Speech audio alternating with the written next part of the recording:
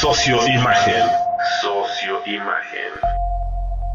Hola, ¿qué tal? Muy buenas tardes, bienvenidos a otro podcast de Socioimagen. Ahorita estamos con el doctor. Hola, ¿qué tal? ¿Cómo están? Soy Jeremy Cruz, yo soy médico, soy especialista en psiquiatría, soy maestra en salud mental pública y doctorante en salud mental pública. ¿Cómo están? Gracias, doctor. Hablando de todo esto que se está viviendo acerca del COVID-19 y esta paranoia colectiva, que a lo mejor hay en algunos sectores, y esta pues también indiferencia o poco empatía con la enfermedad que hay en otros sectores, ¿cómo sientes tú que se está viviendo esta etapa del COVID? Más que una paranoia, creo que esta vez estamos hablando de que la sociedad tiene miedo. Y al final de cuentas, esta es la segunda pandemia a la cual los mexicanos en los últimos 25 años nos enfrentamos. La primera fue H1N1, no sé si lo recuerden, con el virus de influenza. Hoy estamos ante un virus que, si bien es menos letal, tiene solamente un 2% de mortalidad. Esta va a variar dependiendo el grupo de edad al que pertenezca la persona, más si presenta complicaciones médicas como diabetes, hipertensión o enfermedades cardiovasculares, es decir, enfermedades del corazón. Y esto entonces puede agravar las cosas. ¿Se podría decir que entonces los grupos más vulnerables para esta pandemia o el COVID-19 sería la gente que sufre diabetes, hipertensión? Diabetes, hipertensión y cardiopatía, además de las personas mayores a 80 años, son quienes tienen más riesgo. Hablando de personas que a lo mejor no se padecen algún otro tipo de enfermedades, no sé, como VIH. Con VIH las personas tienen un riesgo relativamente más alto que la población general, que es alrededor del 0.2%, dependiendo del grupo de edad. Los niños son las personas que tienen y que se encuentran más protegidas, por ejemplo. Lo importante con el VIH, evidentemente, es que el paciente se encuentre indetectable.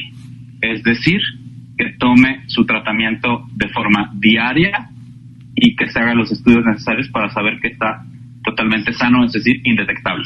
Y, por ejemplo, hablando de este tema de las personas que a lo mejor quieren tener, no sé, una vida sexual activa durante esta, pues vamos a decirle, cuarentena, ¿qué es lo que pueden hacer? ¿Es válido tener una vida sexual activa durante este tiempo o es mejor abstenerse? En estos momentos la mejor recomendación es abstenerse si basas tu vida sexual en encuentros casuales. Una pareja y han estado aislados los dos al menos un tiempo considerado de una semana, podrían tener relaciones sexuales sin ningún problema. Diles a las personas que a lo mejor tienen encuentros casuales, ¿cuáles serían los riesgos a los que se estarían exponiendo, independientemente de los que ya se conocen, ¿no? A final de cuentas.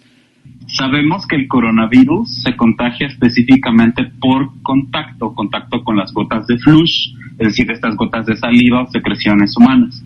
Pero también el coronavirus tiene un contacto fecal oral, es decir, quienes practican sexo anal podrían estar expuestos justamente a contagio.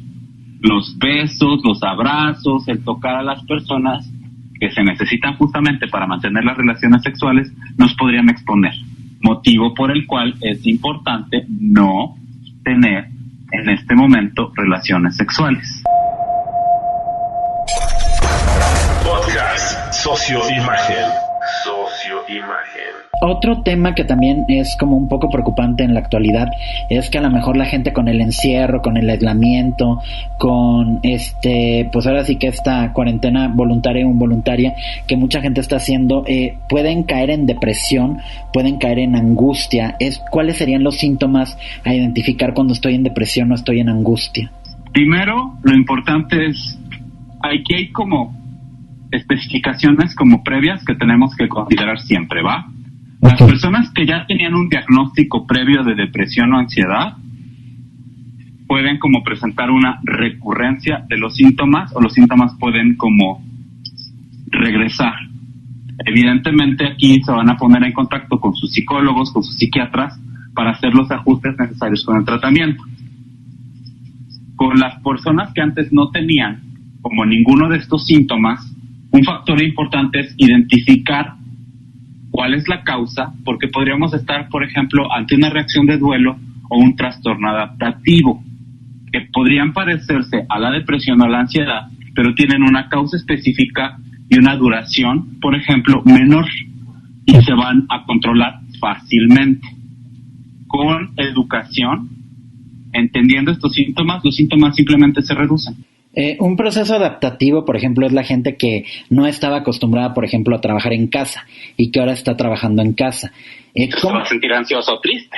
¿Cómo enfrentas un proceso adaptativo de ese tipo? ¿No? Por ejemplo, gente que a lo mejor tiene que estar en contacto con el transporte público, con los olores, con la magia, con todo lo que, no sé, puede vivir de camino al trabajo. ¿Cómo podrían vivir o padecer menos este trastorno? Ok, un factor importante es que tengamos un horario. O sea, los trastornos adaptativos suceden por cualquier como cambio en nuestro estilo de vida que podríamos considerar aversivo. Con respecto al encierro, con respecto a la cuarentena, primero hagámosnos las más fáciles. Hoy, en 2020, tenemos servicios de streaming, podemos ver televisión, tenemos internet, estamos más conectados que nunca con el mundo. Entonces, mantenernos en contacto con la gente que queremos va a reducir nuestro estrés. Lo que más se recomienda para esta cuarentena es tener un horario fijo. En las personas que van a hacer home office, me levanto a la hora en que me toca trabajar, desayuno, me arreglo, empiezo a hacer como mis aspectos del trabajo, me doy un descanso para tomarme un té, sigo trabajando, como, cierro mi horario laboral y paso a entretenerme, a leer un libro, a ver una serie, masturbarse también de utilidad, entre otras cosas que nos pueden hacer sentir bien. Sí, porque a final de cuentas luego hay mucha gente que ahorita leo mucho en redes sociales que siente como demasiada ansiedad porque acaban muy pronto sus procesos laborales, o luego están viendo películas o están chupando mientras están trabajando y cosas así por el estilo. Eso también afecta y merma tu rendimiento, ¿no? Así es. Entonces un punto importante es tener un horario fijo específico para el trabajo, dedicarte a hacer otras cosas, otros proyectos que podrías proponer en tu trabajo, cosas sencillas pero que nos faciliten justamente el estar tiempo con nosotros mismos. La preocupación que existe por parte de gente que a lo mejor, no sé, o es muy vigoréxica o es muy disciplinada con una actividad física y que ahorita de plano muchos están de que se pican los ojos porque le cerraron los gimnasios y todo esto. A esta gente, ¿cómo puede enfrentar este proceso?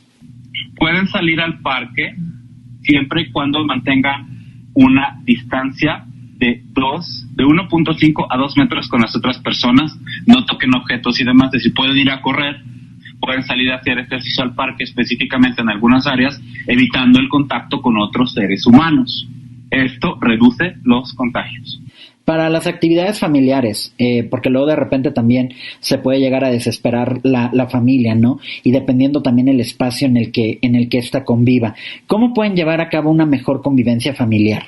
Creo que esta vez lo ideal para nosotros es simplemente hacer que la gente limite sus actividades a videollamadas y FaceTime, hablar entre nosotros y sobre todo hacer comunicación efectiva.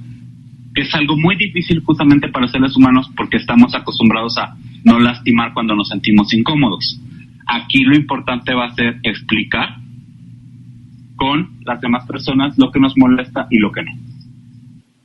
En el caso, por ejemplo, de los niños, cuando de repente quieran estar jugando en casa o quieran estarse tocando, porque luego ya ves que los niños son como muy afectivos y todo el tiempo se están pegando, o se están tocando la cara o están jugando con balones. Por ejemplo, estas familias que pueden ser de más de 7 miembros conviviendo en una misma casa, ¿qué recomendaciones les darías para llevar una salud mental sana y sobre todo no contagiarse o evitar el contagio porque algún miembro de la familia tenga que salir a trabajar? Porque ya ves que ahorita pues se da mucho la justificación de, oye, vivo al día, estás parando mi economía, yo no me puedo quedar en casa. ¿Qué recomendaciones podríamos darle a todas estas personas?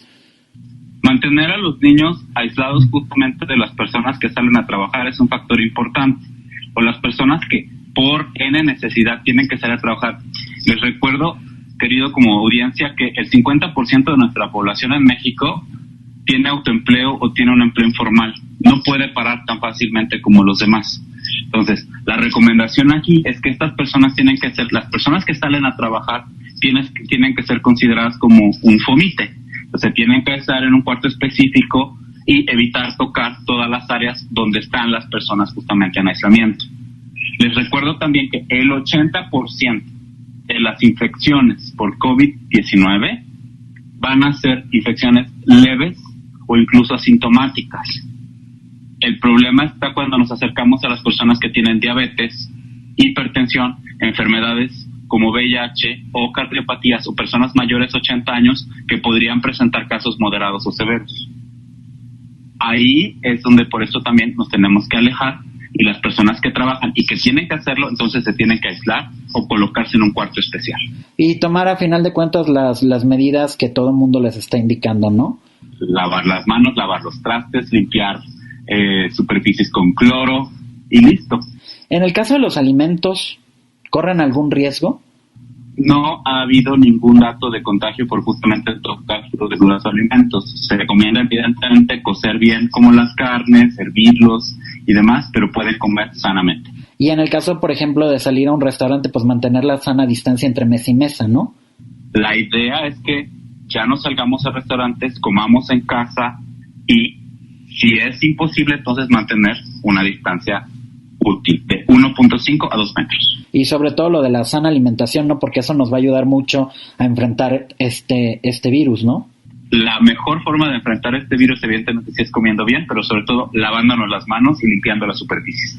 Por ejemplo, gente que tiene trastornos sexuales, por ejemplo, que sean demasiado, híjole, no sé, yo necesito coger porque tengo que coger y no tienen con quién y recurren a este tipo de encuentros ocasionales y por ejemplo, o ya los que están escuchando este podcast ya incurrieron en ese tipo de situaciones.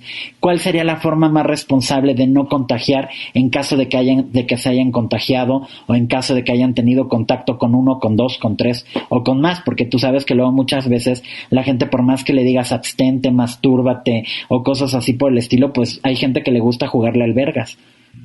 La idea principal otra vez es aislamiento y evitarlos. Vamos a recurrir a las viejas clásicas de ver porno, masturbarnos y hacerlo solo con nuestra pareja. Solamente es un aislamiento de 2 semanas como mínimo. Y es algo entonces que tenemos que esperar a que la mayor parte de la gente lo cumpla. Eso nos protege a todos. En el caso de las mascotas, ¿corren algún riesgo? Sacarlas a pasear, evitando obviamente como acercarnos a las grandes conglomeraciones de gente, y las mascotas no tienen en este momento ningún riesgo. Igual asear y limpiar la mascota antes de meterla a casa.